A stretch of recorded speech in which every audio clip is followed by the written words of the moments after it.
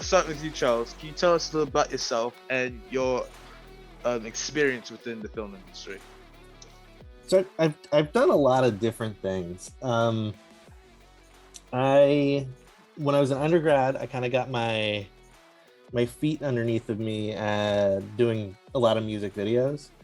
It was one of those like fortunate events where like a manager that I worked with at like this retail store, like his friend was a DJ who produced music on the side and like needed a music video for his girlfriend, or maybe it was wife, eventually wife, I guess. And so I did one, and then I did another, and then their friend tells their friend, and so on and so forth. And then next thing I know, like it's kind of something that I'm like known for in the area. But I eventually went and got my master's in filmmaking. And at some point I became a documentary filmmaker, and that's kind of been where I've been at since. I produced like 7 movies, 7 feature films. I've done all kinds of stuff. Like I've done lighting on video games, like when they shoot the real people for motion capture. I managed a soundstage for a little while, like just a collection of a blur of weird jobs along the way to hopefully make a career sooner or later. We have experience here. We have a catalog. He has a catalog to prove it. That's great. It's a string of failing towards the top, is what I like to say. I do jobs just well enough that someone allows me to do something a little bit more responsible the next time. That's a great way of saying that. I'm gonna have to use that for something else sometime. Okay. All right, Taylor, headed to you. Break it down. I am Taylor Carley. I am currently running my own production company right now, where we do a lot of commercials and music videos. I think that seems to be everybody starts. Seems like here is we're all starting off in music videos or something along those lines. I've had a camera in my hand since I was a kid. I can't even think back to how long, like how far it's been that long. But basically, I would photograph and video everything I could, and then try to write little scripts and skits and play them out. And then life got the best of me. I joined the military, and then now here I am pushing that dream again. So we just wrapped up a couple of commercials here in Virginia and a music video, and we're already planning on the other music videos as well. But yeah, I've got the creative side, I've got military side of my background too, because half my life's been military. Well, salute to you, sir. We have the origin story of Taylor here, the amazing filmmaker. So we love to see that story continue. So we're gonna start off with our first question, and it's, what do you think it takes to make it as a filmmaker in the entertainment industry? Starting with you, Charles. There's like a broad thing of creativity, and I don't just mean like being creative as an artist. I mean like being relentlessly creative and trying to drum up work for yourself. You can't this like working in the arts, in recording arts, in filmmaking, digital animation, all the above, like gigs are not like other places. It's not like you get a job as an accountant and then you are there for 30 years and you get a retirement check and like that's what you did with your whole life. With filmmaking, even when you have a job, like that job is gonna end. Like it's pretty rare unless you get a gig where you work on like a long running sitcom, and even that, like the longest running sitcom is 14 years. You're never gonna be in a situation where like the job that you have is the one that like ultimately you end with. So you always kind of have to be like developing relationships and like looking for like what's the next thing that I'm going to do when this is over, and like that's just not being a jerk and like keeping your fingers in as many pies as possible, but like being creative and like always looking for that next thing. And like if you run into a roadblock, how do you get around it? Like that's what I've learned is like the only way to like stay sane in the industry. Like don't hold grudges for very long. Yeah. No, those are all fair points. I love that. All right, Taylor. What do you think? Same question handed to you. I would basically summarize it up as entrepreneurship. If you think about it, every single person, regardless of what the creative industry is, just like Charles said, it's going to come to an end at some point when you're going to move on to your next job, and it boils down to entrepreneurship. You're practically owning your own brand as an artist. I think oftentimes a lot of people, they get so wrapped up in creativity that they forget about the business side of things, and they let that slip to the wayside, but sit there wondering why they're not finding any jobs. I actually struggled with that with myself for a while. I kept doing all these creative portraits. I was doing fashion portraits for a little bit, and I was like, why am I not finding it? Like, why is nobody falling in love with my stuff? But it was because I wasn't marketing and networking myself out there and thinking about it as a business. Once I started thinking about things as a business, that's when all of the jobs started coming in. That's when the opportunities started coming in. And I saw an opportunity to start learning more about business and people in order to push that. And somebody actually told me once that when it comes to the industry, it's primarily 80% business and 20% creativity, because you're doing business more than you are the creativity part, because otherwise you're just sitting there doing nothing. So when it comes to trying to, as far as what it takes, it's basically entrepreneurship.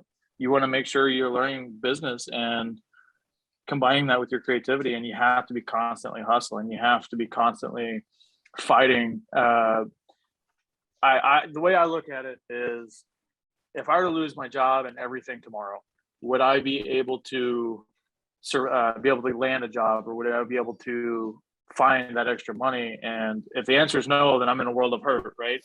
So I need to be ready for that. So I'm always looking for that next thing, regardless of how comfortable I am. I make sure I'm not comfortable, basically, in order to keep myself going. I think that's what people need to be putting themselves in. I'm sure you all heard in the industry multiple times about, you have the guy who can do one thing versus the guy who can do everything. So here we have the one trick pony versus the jack of all trades. Is one more substantial than the other? It depends on what you're trying to do. Because if you're looking to if you in film, at least, if you really love working with the camera, then you need to go to New York, LA, or Chicago, because then you can get it, or even Atlanta, I guess. Then you can get into the union, and the union will provide you with gig to gig. They have to hire so many union people. So knowing specifically lighting, you can make a career out of just being a lamp operator, where you just literally dial lamps on set all day. But that's it's a lot harder to be that one trick pony person living in Fargo, North Dakota, where there's not a ton of productions that come through. So you can specialize if the area around you supports enough productions for that specialization, just being a costume designer, or specializing in period costume design. Those are possibilities in specific areas, but the rest of us have to kind of know how to, I didn't start out wanting to be a sound designer.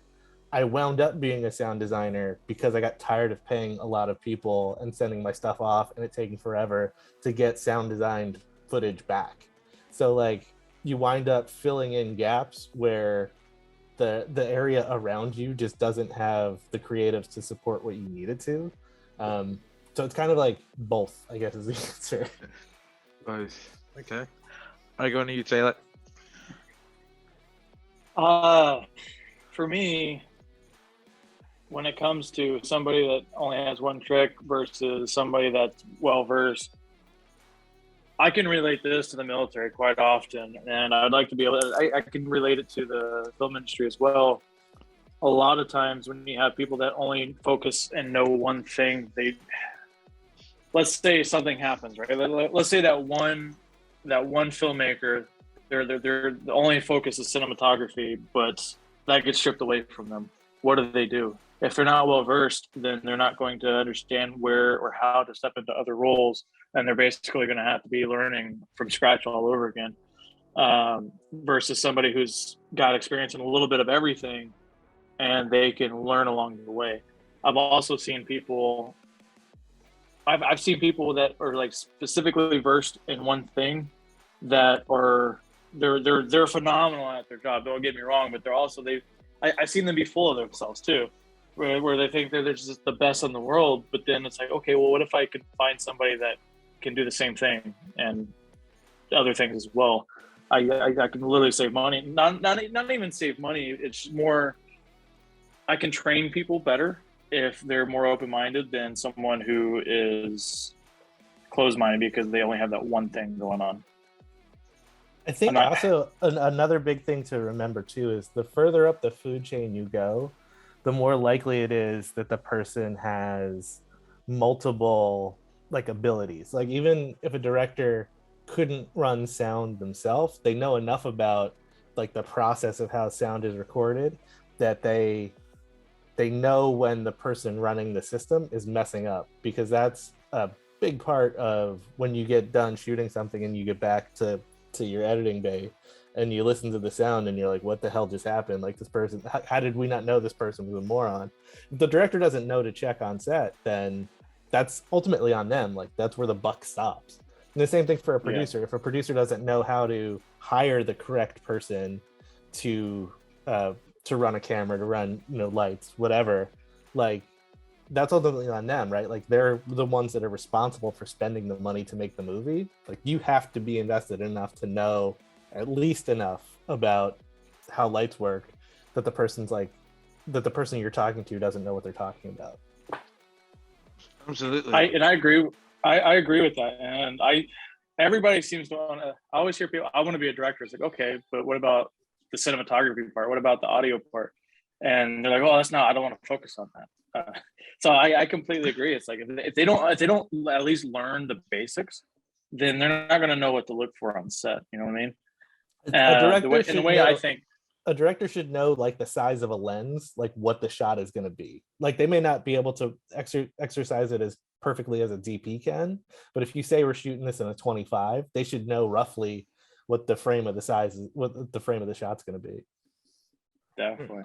Absolutely. You see it come up a lot in like really big budget movies when somebody shifts from like the indie world to like something that requires a lot of special effects. I mean, you shoot differently when you're shooting plates for special effects later.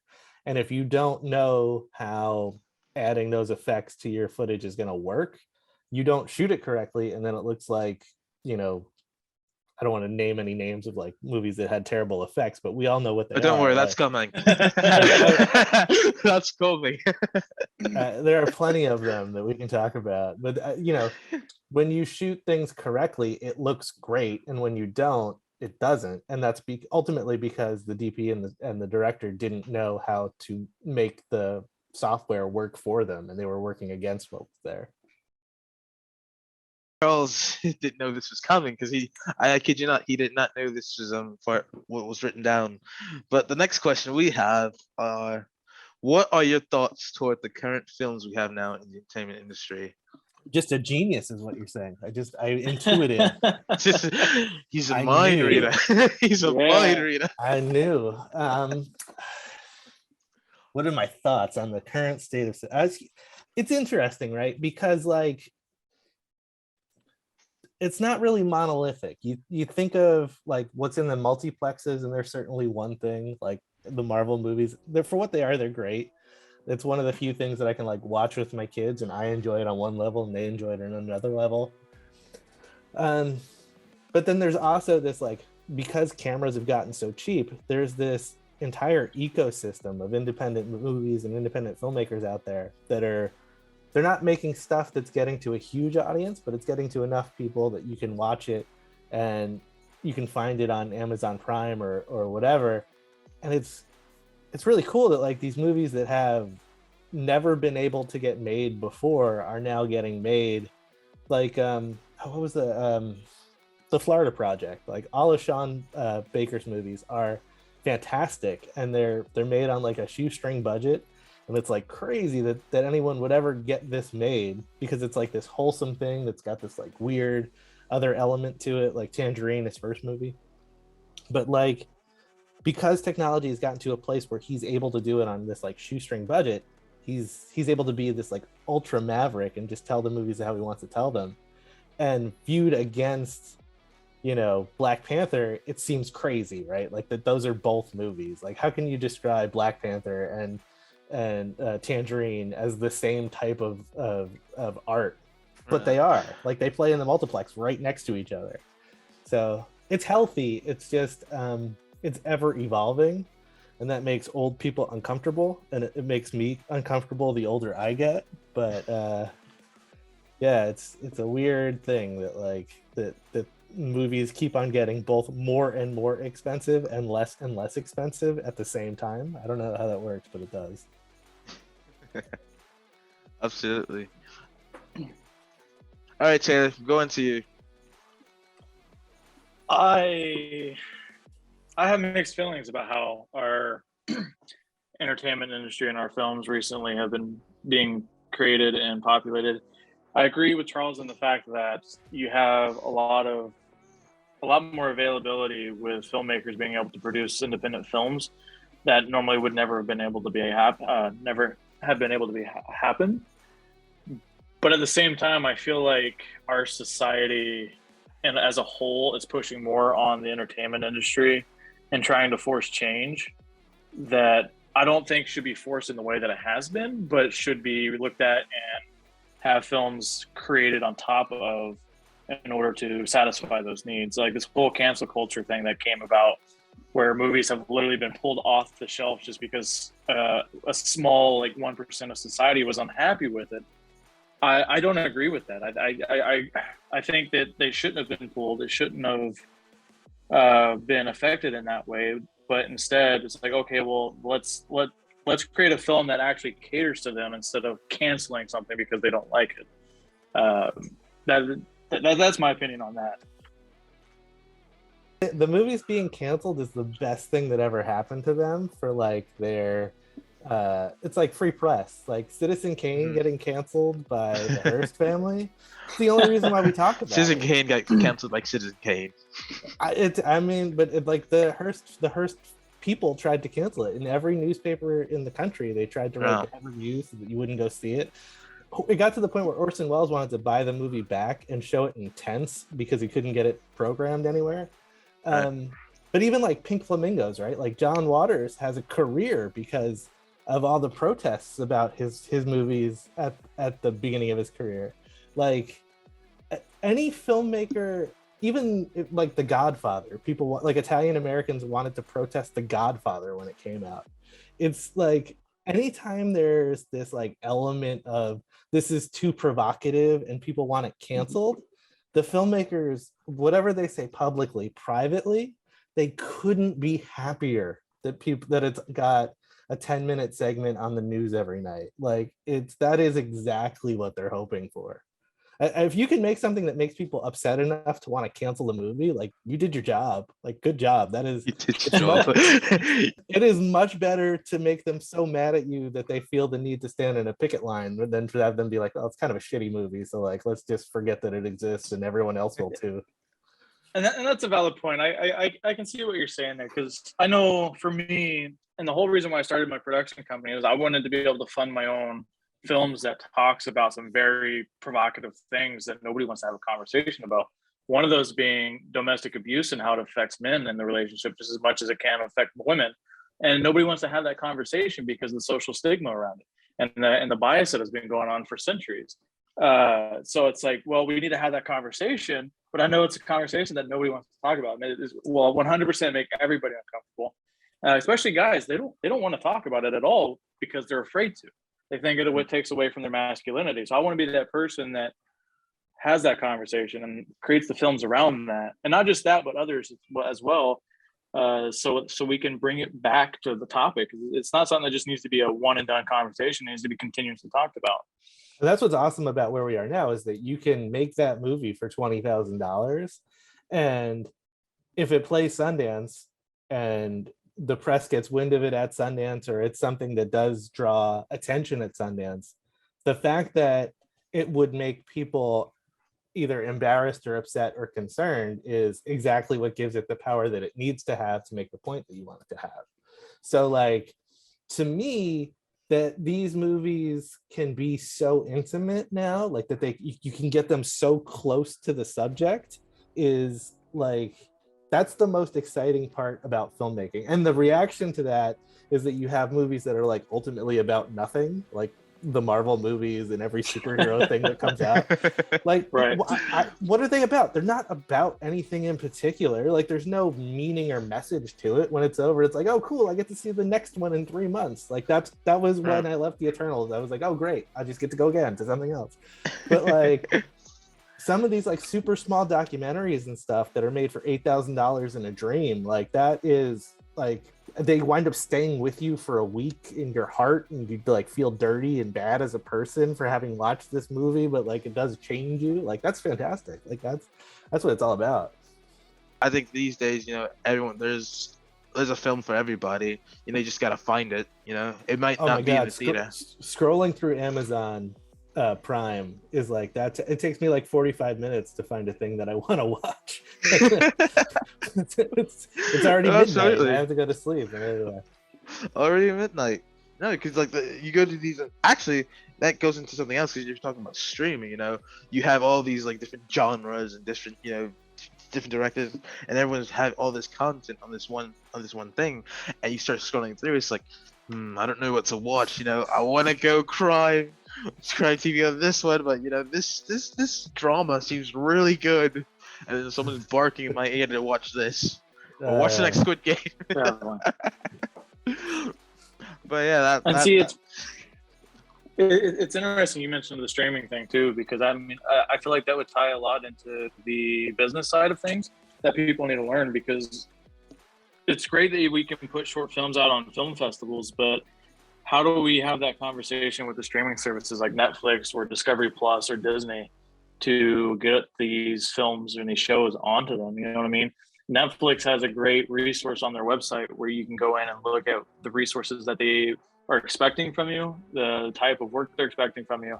And then they even have a list of people who you can call. But some of these other streaming services, they don't even have that. And so you kind of have to do your own digging and research, and just to find who you need to reach out to. And I think that's where we need to really advocate to a lot of filmmakers now, is focus the business side, learn how to find those contacts and make those calls. That way you can get your work out there and be controversial and turn heads. No, absolutely. That is just as an example of what you're talking about. The first movie that I ever made was a documentary about my dad. My dad's time in the Navy. He was on an aircraft carrier called the USS Randolph. And so there were like 300 veterans that were on that ship that go to reunions every year. And so I knew that they were all willing to buy the movie for $20 a piece. Like that's what they were like, oh, if you just make it for this, like we'd all love to have a copy of it. So I knew if I kept the movie's cost under $5,000 that I would turn like a little profit off of it. And that's what I did. Like ultimately, like I shot the movie, I edited, everything that I needed to spend on it, I spent under $5,000, so that when it was done and I gave it to the people that were on this ship with my dad, like I wound up with a tiny profit. They got the movie that they wanted, and then whatever happened beyond that, it was profit bonus, furthering my career or whatever. And like, that's just one kind of clean example of how to think about movies going forward. But you need to know what your revenue is going to be from making it, and then just keep your cost below that, same way as you would with any other business. And that's the key to being able to make the next movie, because when you go to a financier or you wind up talking to somebody in an elevator at a film festival who happens to be a producer and you didn't know it, you can say like, every movie I ever made, I've made money off of. And that is music to their ears. Like anybody who hears that's in a position to finance movies, like if you can say that you've got this record of finishing on time and finishing in the red with these movies, like, or in the black rather with these movies, that is gold to them. Like that you will definitely get meetings to talk about the movies that you want to make. Absolutely. Regardless of content, regardless of what's in it, they don't care. No one cares what's in it. As long as you're making them money, that's the only thing they care about. Oh, absolutely. I know this. I've seen the worst movie and it's on Amazon Prime. I won't say the name, but We're all adults here. Let's. I'll say. All right, it might be about a gold superhero who, you know, we're not gonna talk about it. We're not gonna talk about it. But no, you're both absolutely right. Going big versus going small. The advantages and disadvantages of both choices. It's got quiet. Angel They're dilemma. thinking. Dylan, So- do you want to go first? Okay, good. Yeah, you go first. I'm thinking about this one. You had things to say. Do it. Go. It's all you. I might. Let's see here. All right. So going big versus going small and the advantages of the both. Honestly, I think going big is the ultimate goal because that means you're getting out in front of more people. And for me, it's more of a numbers game of who sees you. And I've talked about this amongst other students with me as well, and even with people I work with in the corporate side of business sides of things, that I want more people to know about me than I know about other people. And because what I always hear about it's not what you know, it's about who you know. And I had someone flip that on its head and say, what if it's not what you know or who you know, but who knows you? So let's say I only know like 5 or 10 people, but 20,000 people know me. Then those are going to be the 20,000 people. Out of that 20,000, like 100 of them are going to come into me and say, "Hey, we want you to work on a film for us. Can you do it?" Versus a couple of people. You know what I mean? So for me, going big is the end game, but you got to also work on that small game too in order to build that credibility. Like it. I love it. You know, Charles still thinking that. It's tougher. I don't have big budget movie ideas. Like that's ultimately for me like not the problem, but when I got interested in movies, it was like the mid '90s when I was in high school, and it was all like Clerks and Pulp Fiction or Reservoir Dogs and like Brothers McMullen, like these movies that like happen in a couple locations with a few characters and not it's not Captain America, right? Like there's nothing that explodes in any of them. So all of the movies that I'm most interested in telling are these things that are kind of small, and it would be weird for them to be super, super big. Part of that is then that like you convince yourself that like you don't want that kind of responsibility of these big movies. Like if you hear the stories about Peter Jackson when he was making the first Lord of the Rings movie, like Warner Brothers might have gone bankrupt if he didn't hit huge with that movie. Like he may have taken down AOL if it didn't make a fortune. Like it did, so it was great, but like that's an insane amount of pressure. And the same thing is true of Sam Raimi with the Spider-Man movie. Like, you know, Sony was in they were having trouble until that movie caught fire. But that seems like I feel like I would not be great at trying to keep all of these like marketing things. I don't think I'd be great at juggling multiple responsibilities. Like I feel like I'm very good at making a good movie. Like I can do that. I know how to do that. I don't know how to do that and at the same time set up 4 other movies that might be prequels later and put a thing at the beginning of it that I'm not going to pay off until 2032 when the last movie comes out. Like my brain just doesn't work in that way. So for me, like going big and like going to Hollywood and making those kinds of movies, like that's just not something that like I'm able to do mentally. Like I just can't wrap my head around it. But like these smaller, more personal things are where I'm interested anyway, so it kind of works out that way. Or I'm just being a snob and I don't.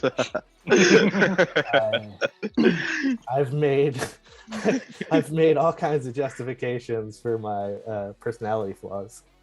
No, it's not. I don't see it as a flaw, because I'll tell you one thing. everything you said, there's so much to take away from it, because the thing is, I personally think that I would question the person to tell me what is the difference between the big idea and the small idea, because I've seen a lot of small picture films that had the big idea. It was mind changing. It had all the aspects that, like I'm just telling people, hey, go watch this right now. What you doing? Definitely. Yeah. And that's like I was having a hard time thinking of the name of it, so I had to pull it up on my computer here. Hidden Figures from 2017. That was the small film that had big ideas, and the next thing you know, it blew up real quick because it was a phenomenal movie, and it talked about so much deep, rich history of NASA back in the days that it was phenomenal.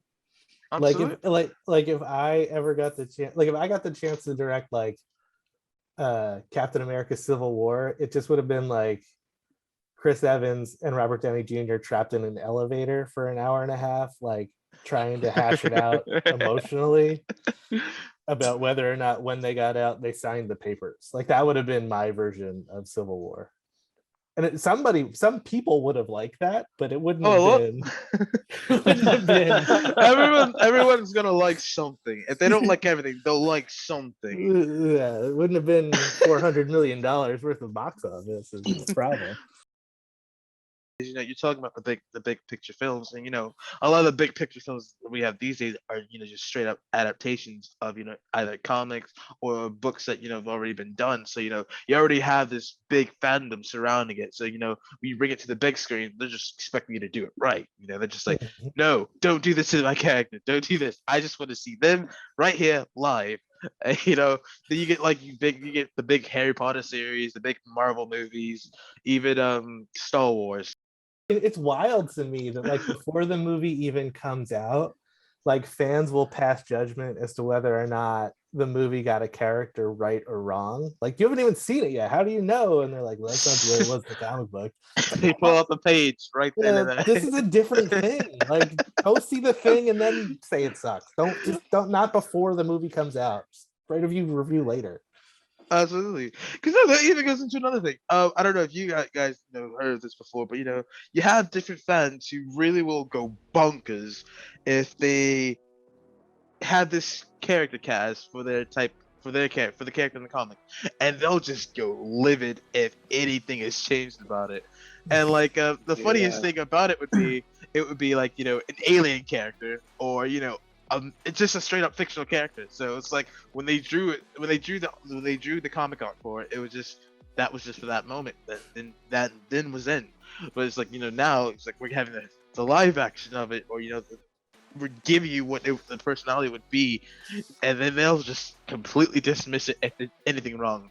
And I'm talking about like one little hair strand.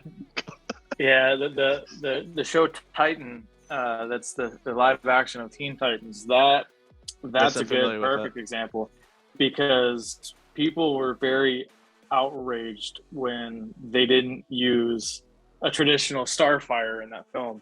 And I was like, I didn't care the type of person that was playing the character. What I was upset about was how the character wasn't very chipper and high strong like Starfire was in the original Teen Titans. That's what upset me, because I was like, they made it more darker than what it really was should have been.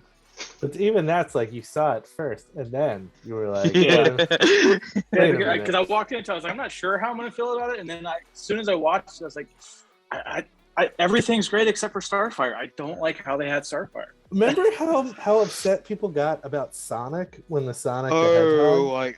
Yeah. If you ask me, that was a straight up marketing strategy. Because I just thought in my head, if I'm the director of this project, right, and I go looking at this thing, me being the Sonic fan that I am all my life, and it's like, oh wait a minute, let's give them this little blue guy. Let's see what happens. And literally, the moment after, everyone's talking about it. Everyone's raged. Are you kidding me? What is this rat-looking thing? This isn't Sonic. More like Sonic. Yeah, I feel like they purposely released the messed up version to the public just to get people talking about it before launching the movie. And they're like, "Oh, Absolutely. we're sorry, we're gonna fix it." I think the same goes with leaks too, because it's like, oh yeah, you're this big budget company, didn't happen to find this one little leak that just leaked out, and you just let it go. I've seen millions of YouTube videos daily get striked for saying one thing about a certain thing, and next thing you know, oh, you let them leak this whole thing out. No, Yeah. you did it on purpose, Sonic. I'm calling you out. But no, Sonic was a good movie, but yeah, I was one of those people. As soon as they released the leak of what he was originally supposedly supposed to look like, I was like, oh no, we can't have this family. Y'all need to fix this guy. I was like, we need to fix him like right now because no. I imagine like fans like flipping a table somewhere. They're like, "What? Who is playing Professor X?" Like that shouldn't affect your life that much. You should not be this upset about Sonic the Hedgehog looking fluffy instead of. I don't want that kind of pressure while I'm making a movie. I don't want to have to vet all of the decisions I'm making through like the Instagram release of the marketing department being like, "What do you guys think about the General Zod costume? Yes, no." Like, I don't want to have to change everything about how I'm making a movie because somebody freaks out online. That's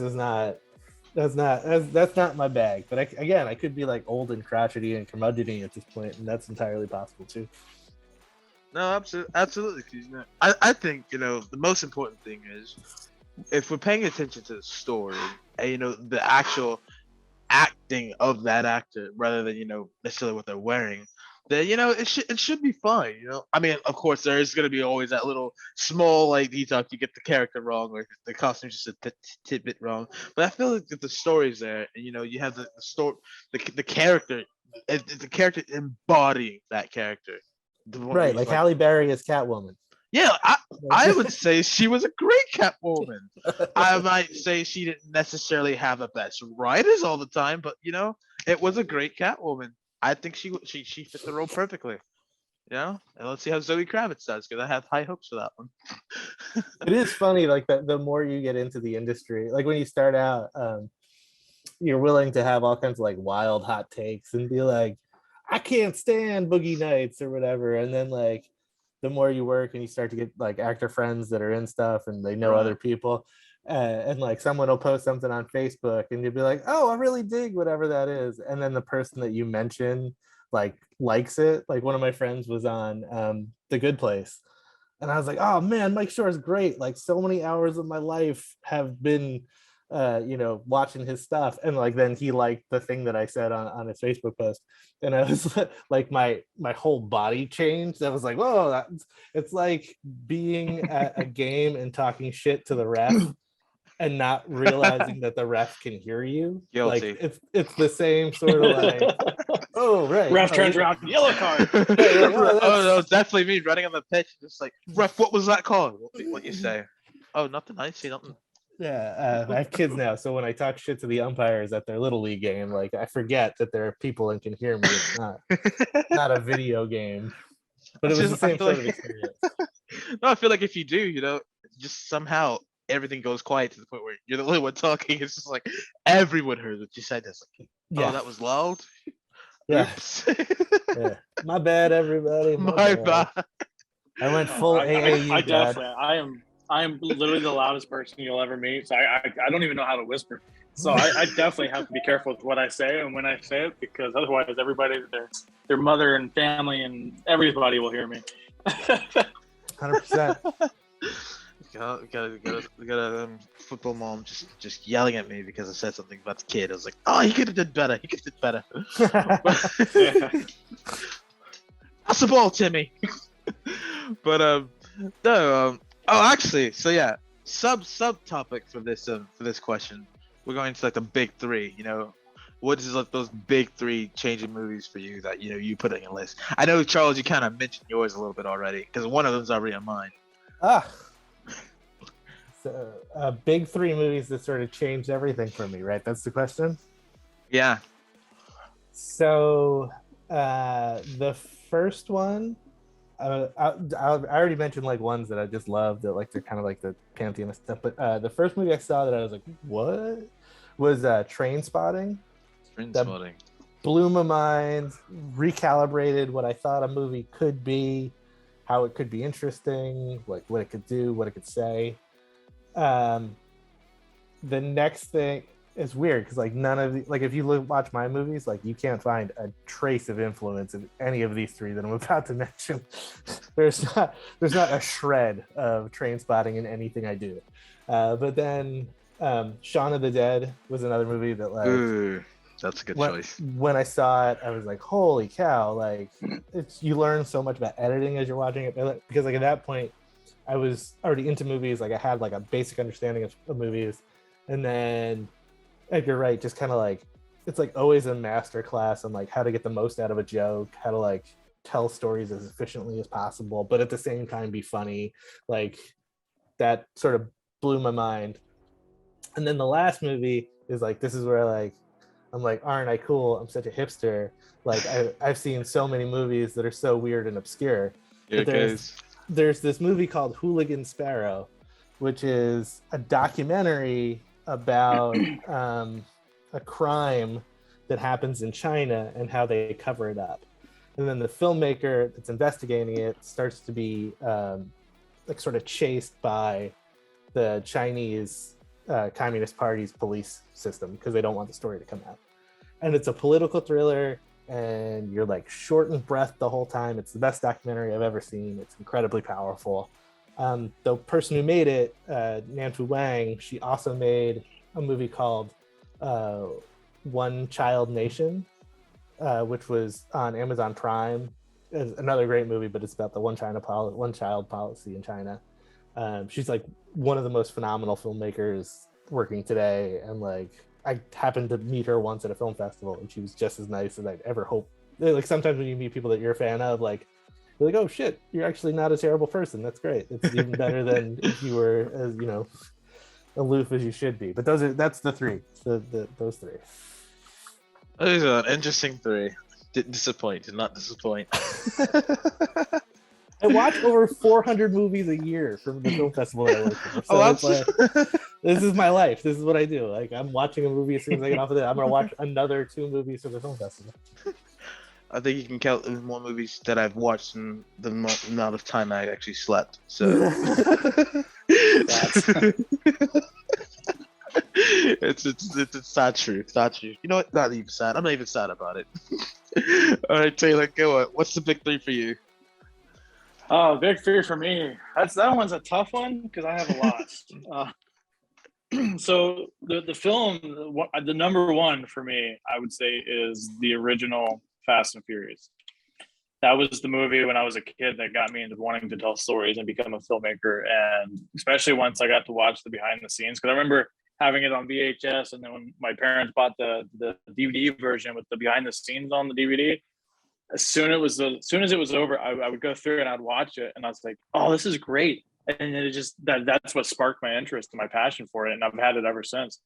The second one and the third one are kind of a toss-up between a lot of different ones, but I would say my second one would be Need for Speed. Ironically, both my first 2 are car movies, but Blindside would be my third. Blindside. Yeah, Blindside. That is an interesting choice.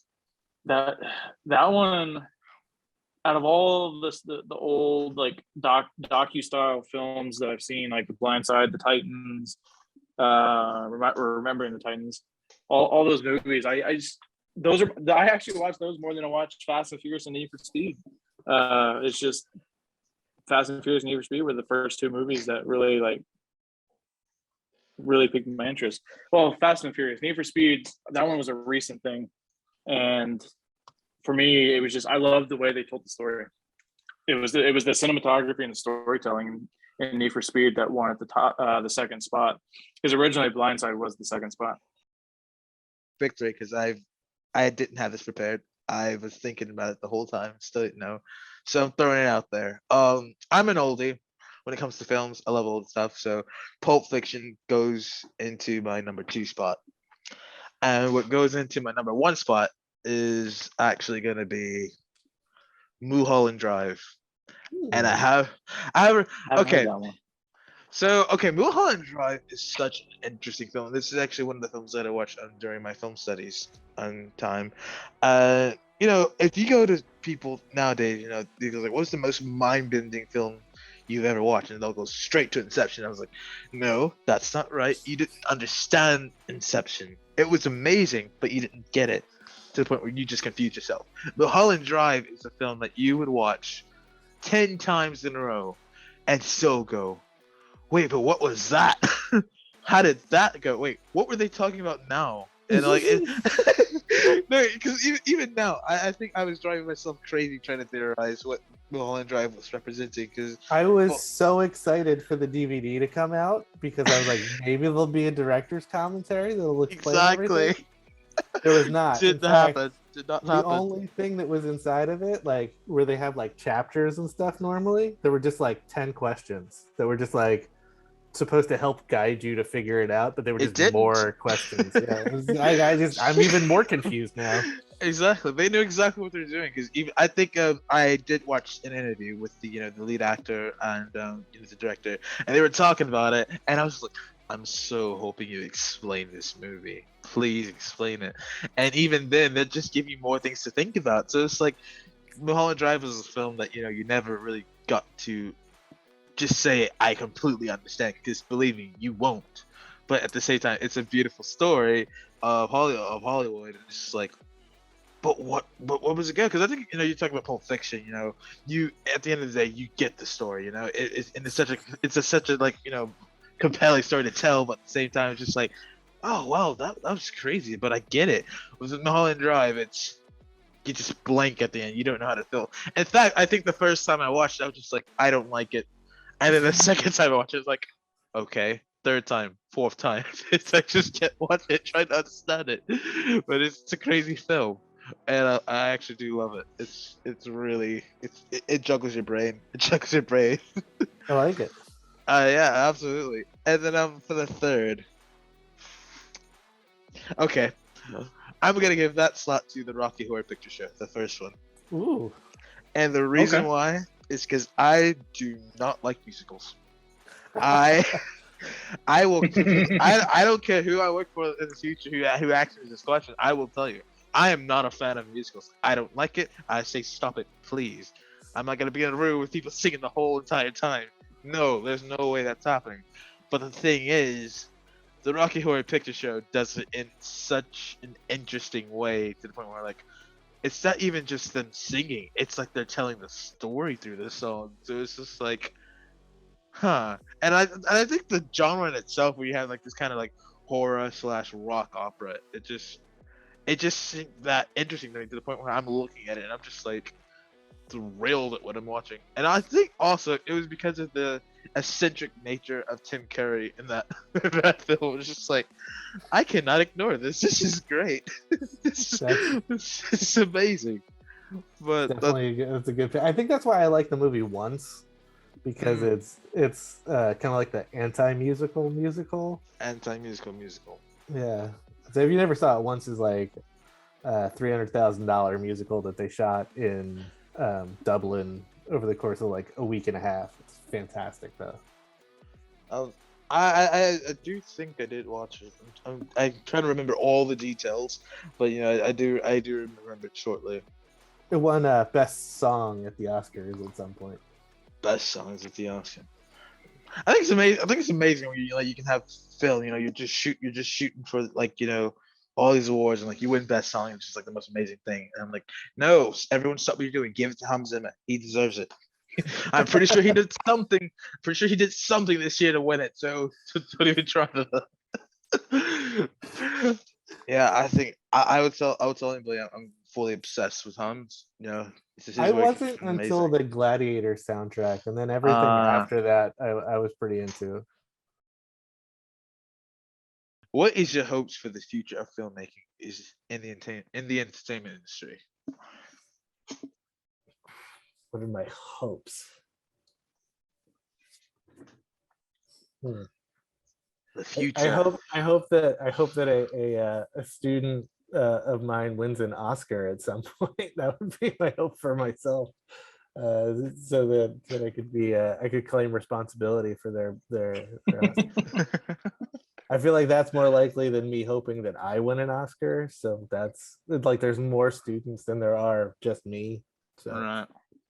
No, I think that makes a lot of sense because that speaks to your character. You know, it's just like, how great was Charles? And it's like, well, look how many students of his was won an Oscar. That's how right. great he was. That's right. No, that's amazing. I definitely agree with that. For me, I feel like what I would like to see in the future of filmmaking is the people actually being able to get more and more of their stuff out there on the main screen. You know, like it's great that we have these film festivals, but then I want to see those films make it to the big screen and not just stop at the film festivals. So maybe have like a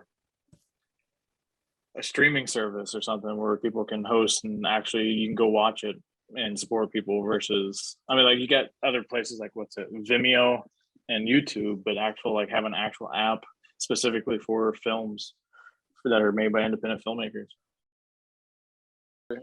I think it's just hard because you have such powerhouses like Disney and other studios that they can control that market to the degree that it's almost impossible to get a film where you want. Like I've heard some movie theaters in the local areas will put someone's film up, but at the same time, you still have to compete and be like, hey, well, they're going to be pretty much just going to be like, oh, it's only going to be like an hour or a couple hours in the morning that we can do that because we still have to put the Marvel film up, and that's what's going to make us the tickets, not your measly film. And it's not measly, but that's their mindset of it, the owners of the theaters. So it's hard as independent filmmakers to compete, and I think that's why they need to learn the business of it more now than ever. I recommend if you got a movie that you're looking to screen places to like try to find bars and stuff to partner with, because you can bring in a couple people, you know, get money for the movie and then they buy a couple drinks. Like you'd be surprised how often independent bars or coffee shops or whatever are willing to put up a movie on a Friday night or a Saturday night where you can have like friends and family that are in the area come to it. And that I think is like, honestly, that's probably what the future of this as like independent filmmakers looks like, where strangely, like it's a return to what it was in like the 1910s, where like in this laundromat there also was a movie screen and then you watch the movie while you do your laundry. Like there's probably something to that idea, right? Like these like localized populations taking it upon themselves to screen movies that are for them, not so much relying on the like Regals and AMCs, because they're only going to play the 5 to 10 movies that the studios let them play. So it's all about like us finding new ways to get to the audience ourselves. I definitely, and you just actually reminded me, I had somebody tell me about how here in Virginia and the Hampton Roads area down in Norfolk, Virginia, there is actually an old, literally a historic movie theater. It's classified as a historic movie theater, but what the owner did was he turned it into a dine-in movie theater, where only 1 or 2 times a night, like you'd get your ticket was basically your ticket to sit down and eat, but they would play movies while you ate. And apparently it's all decorated back to original like 1920s, 1930s era, and it apparently it's one of the most beautiful places here. And I was like, I completely forgot about that. But you mentioned bars, and I was like, oh wait, yeah. That's great advice, because that's the future, man. Like yeah. My movie about the veterans, like I played a bunch of VFWs. Like it was like, how do I get this movie in front of the people that should see it? And I just would contact like local VFWs, and like they would tell their guys like they're putting on a movie night, and that was that. And I'd go with like my dad, or if a vet that like made the movie with was in the area, one of them, and that was sort of the whole experience. I felt like I was in a band. Like I felt like I was living my rock star life for a minute. I'm full support of the rock star life. Full support of that. It's weird. I got tired. I was too old for it, I think, when it caught me. Somebody younger than me will break this. No, yeah, I think that that's just something you appreciate. Because I think as much as I do love movie theaters, realistically, you're looking at probably getting to a movie theater probably like maybe within 5 or maybe 10 years in your career. So I think talking like some of the small things would be great. Honestly, what I actually look forward to, I would love for my my film to be within like a drive-in theater, because I just love the whole aesthetic of a drive-in theater. It's just like you can never take that away from anyone, because it's just like the whole feeling of the atmosphere is be there. It's like everyone's just in the car, draw out and see this movie. It's like the most beautiful thing you've ever seen. I think the last Well, time I went was for a Home Alone film. Everyone's watched it, but it's Christmas and we're just like, oh wow, we're just gonna sit on top of our cars and watch this thing. It's a beautiful thing, grab the popcorn, grab the food, doesn't matter. Perfect.